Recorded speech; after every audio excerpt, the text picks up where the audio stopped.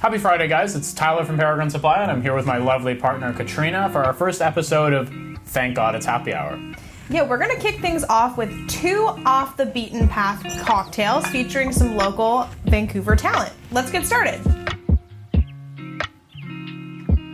If you're like me, one of the simplest pleasures of the summer is the combination of good friends, hot weather, and a cold drink. And we've got 2 options with, like Katrina said, some local Vancouver distillers that are definitely a lot more interesting than a White Claw. So today we're going to be featuring the Woods Distillery as well as Sons of Vancouver. Now both of these guys are located in North Vancouver, which is like less than 10-15 minutes away from Peregrine headquarters, so things can get a little dangerous. Yeah, it's a little dangerous. Our happy hour options are definitely better than some people. Now, before we get to the actual cocktails, we're just going to give you some quick tasting notes for each of these liqueurs on their own. We'll start with the Amaretto, which Katrina is going to taste for us. I am. So one thing that I really like about this Amaretto is I've had it before, but you might as well do a little taste refresher. Yeah. Just as delicious as I remember it. So one of the things that I really like about this Amaretto is that it's not super synthetically sweet. They do use a lot of local whole ingredients. You've got some BC blackberry honey as well as their very own bourbon vanilla beans. And it just adds a really, really nice complexity to the Amaretto. It is definitely a sweet liqueur, but I think even like you get a little bit of that bourbon kind of hint to it. You can really taste that vanilla, and it's a very full flavor. Yeah, I'm picking up orange, like compared to something like Di Serono, which is sort of like your standard Amaretto. It definitely has like a way more vibrant character, and like that's what we really like about a lot of these small producers is they're making their products usually with ingredients that are a little bit more local and generally less processed and synthetic.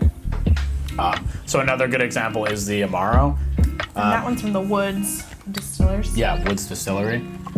Now, for those who don't know, Amaro's just like a class of generally bitter Italian liqueurs. They're very like herbal and generally have a little bit of sweetness, but are also characterized by being like refreshingly bitter. You can drink them in cocktails, like the Negroni is a great example of like an Amaro forward cocktail, but you can also drink them before or after dinner as like a digestif or a aperitif. So you can pretty much just drink them all the time. Yeah, and the Woods Amaro, if you're familiar with Campari, it's a good place to start. But in terms of like, again, a lot of these same themes, the flavor is super vibrant. It's got a lot of notes that like you might not otherwise pick up in a less fresh product. As well as Woods definitely does some cool things. They have like fir and a couple other ingredients like rhubarb in the Amaro, which gives that bitterness a little bit more character than just being bitter. Yeah. So we're going to kick things off. We're going to make the Amaretto cocktail first. So we're going for a tiki drink on this one. And this recipe was brought to us by the Sons of Vancouver. They call this one the Summer Zombie. So I'm going to kind of talk about it and Tyler's going to mix it. You Grab ready? some ice here real quick before we start. Our secret under the table ice. Yeah. Okay. But yeah, so like I was saying, this one is very zombie inspired and it's featuring their number 82 Amaretto. And what I really liked about this recipe is it's really simple. I love tiki drinks. I think they're super fun. It's a really easy way to just kind of like spruce up, your kind of average like night in. It's COVID, we can't go anywhere. Might as well make some fun cocktails at home. Exactly. Like you're not already doing that. But I find that the original Zombie, a lot of the ingredients are really hard to source. They're hard to find. You have to go to like multiple different liquor stores or you just can't find them at all. So what I love about this one is everything's super easy to find. You might even have some of these ingredients at home. So let's get started. So yeah, what's up? What's first? First, we're going to do an ounce of dark rum. Okay. For our dark rum, we're going with an 8-year Appleton Estate. This is definitely a drink, though, that is welcoming to funkier rums. So definitely don't be afraid of picking something a little bit nicer to use here. Just don't use spiced rum, because that's definitely not what you want. And then we're going to do half an ounce of white rum. So we just had some Bacardi, so we just grab that. Old standard. Yeah. The liquor store or the liquor cupboard standard. And then we are doing half an ounce of their Amaretto.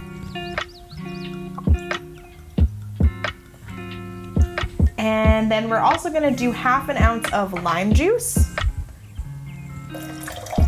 Perfect. And then we're gonna top it off with about 4 ounces of pineapple juice. Now, the amaretto is quite sweet, so if you're not a super huge fan of sweet cocktails, you can definitely change this one up. You could add sparkling water instead of the pineapple juice, or just less of the pineapple juice. You can maybe add a little bit more lime to cut some of that sweetness. I don't find this drink overly sweet. It's definitely not a bitter cocktail, but I don't find it like... It's not too sweet. Yeah. It's nicely balanced. I was gonna say I don't find it like Pombe terrible. No. But I really, really like it. I think it's like nicely balanced. And again, easy to make, super delicious. Should we try it? Yeah, let me grab you some ice for your glass. Yeah, I don't know about you. I personally like a lot of ice in my cocktails. That's just kind of who I am. Some people complain that, it waters down the taste, but I think you're drinking them too slowly, if that's your problem. So what is that you're using, and why are you using that? We're just gonna give it a quick strain to try to catch some of, you're serving it on ice, but just maybe catch some of the things that don't belong in the glass. And of course, being a tiki drink, it requires some sort of garnish, so we're gonna go with a little umbrella. Keep it simple, but classic. Okay, I'm excited to taste this.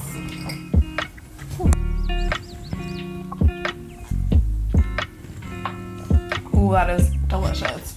I can definitely see myself drinking a few of those on a hot, long weekend. Oh yeah, you get the tiki sort of vibe. You've got the pineapple. You've got like nice, fresh fruit flavors. Mm-hmm. The rum comes through, and actually the amaretto comes through. You can definitely taste the amaretto. And it's interesting enough, I'm just gonna note, Tyler typically does not like sweeter cocktails. So the amaretto at first, I think you were a little bit hesitant towards it. You thought it would be too sweet, but how do you find that? That's great. And it takes the place of like orgeat, which is like a really common tiki ingredient that can be really hard to find, or you can make it yourself. But this gets you definitely in the same ballpark with, ingredients that are definitely a little bit easier to source. Yeah. Okay. So next up, we are gonna make your drink. So why don't you explain that one to us? We are. So it's based on a pretty classic cocktail, the Americano, which most people just think of the coffee drink. But yeah, it was invented in Milan in the 1860s, I believe. So it's definitely a cocktail that's been around for a while. The original is pretty simple. So it's Campari was the original one, and then sweet vermouth mixed in equal parts and topped with a bit of soda water. It's nice, it's refreshing. It's got, again, that nice bitter finish. Definitely makes you want to come back for another sip. What I like to do is, especially during the summer month, is make it a little bit longer with some orange juice and a touch more sparkling water, and it definitely turns into, in my mind, one of the perfect patio sippers. So yeah, let's get started. Yeah, so we are actually going to use like he said, it's a long drink, so we're going to use a bigger glass for this one, because we're going to start by adding quite a bit of ice to this one. Let me grab your ice. Oh, thank you. In terms of ingredients, we're going to do 1 to 2 ounces of both the Woods Amaro and a sweet vermouth. We're using Leonello. We had it on hand, so I'm gonna start with the Amaro.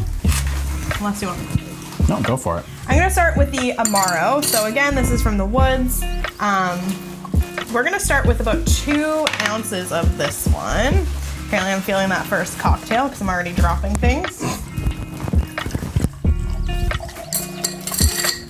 So there's the 2 ounces of that one.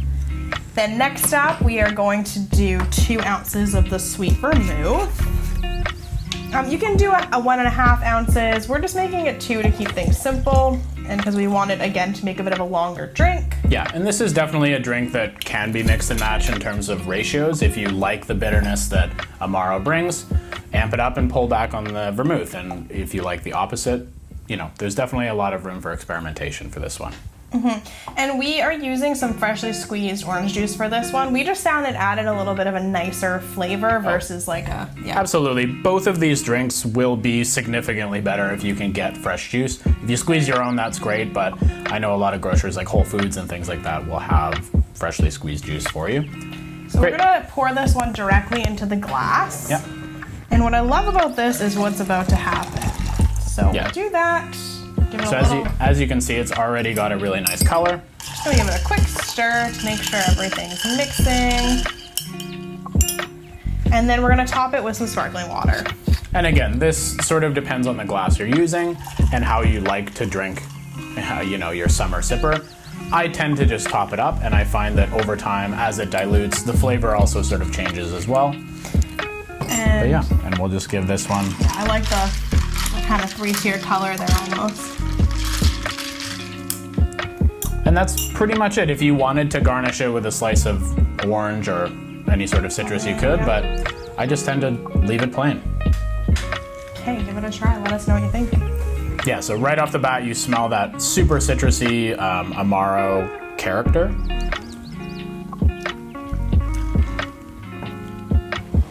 Oh, yeah, it's the perfect drink for being stationed at the barbecue, you know, flipping ribs or whatever you got. You know, it'll last, I would say, longer than a beer, and it's so refreshing. It's so refreshing. Okay, maybe let me give it a try too. Now, I am a little bit more of a sweet kind of cocktail person, so I'm gonna try this one, and I'm just letting you know what I think. Oh yeah. Yeah, you definitely really get that orange flavor in there, and I taste the bitterness, but it's not overwhelmingly bitter. Like for me personally, I find a Negroni just a little bit too bitter, but this is a really nice balance. I think actually even like of the two cocktails. No, it definitely makes you want to come back for another sip. It's very refreshing. It's great. Yeah. So there you have it. We have given you 2 different cocktail options for drinks you can make this long weekend. Enjoy responsibly. Yeah. We've linked to both of the distillery's websites below this video because I'm sure you're going to want to check them out. If you live here in Vancouver, you can actually go pick up in their tasting room, and they also have like unique and original cocktails that they serve with their bartenders there. And we actually ordered some of the wood stuff online, and they delivered it to us, which was awesome. Yeah, so you can get both of these products all across Canada. They'll ship it to you, and it's pretty straightforward. Yeah. So if your local liquor store doesn't have it, definitely check out their websites. I'm Katrina, and this is Tyler from Peregrine. Thank you so much for joining us, and we hope you have an amazing long weekend. Yeah, we'll see you in the next one. Cheers. Cheers.